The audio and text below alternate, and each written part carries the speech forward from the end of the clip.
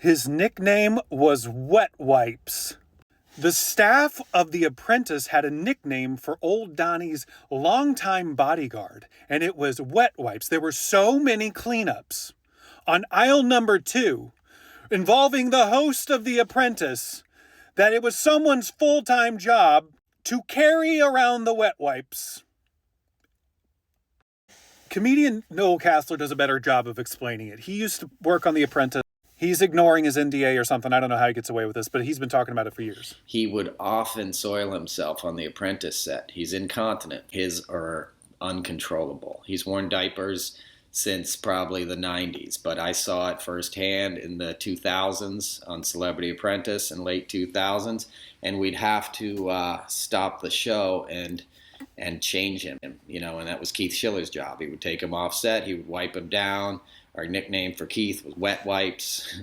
It's not a joke. It's happened several times. And yes, we are talking about the exact same Keith Schiller who raided Donald Trump's gastroenterologist, Harold Bornstein, raided his office days after he took the presidency. That was their top priority.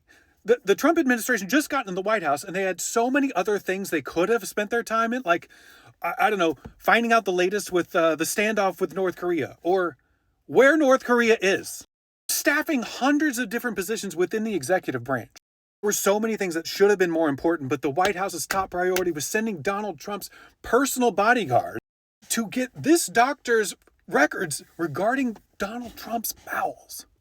Maggie Haberman of the New York Times, who's been following Old Donnie for so long, said that when Keith Schiller left the White House, it was like losing the ultimate emotional binky.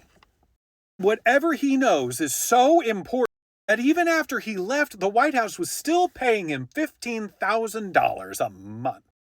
That $15,000 a month, which eventually became $500,000 total at the time of this reporting, came out of Republican campaign finances. It was just as important to pay for campaigns for Republicans as it was to keep Keith Schiller in line. It wasn't just the bodyguard, too. The Trump organization sent their chief legal officer to his office during the raid. Here's more from Noel Casler. He'll do it in a rage. One time there was the word arbitrage on a cue card, and he started screaming that the script department was setting him up, and he just freaked out and then very loudly evacuated his bowels, and you could smell it.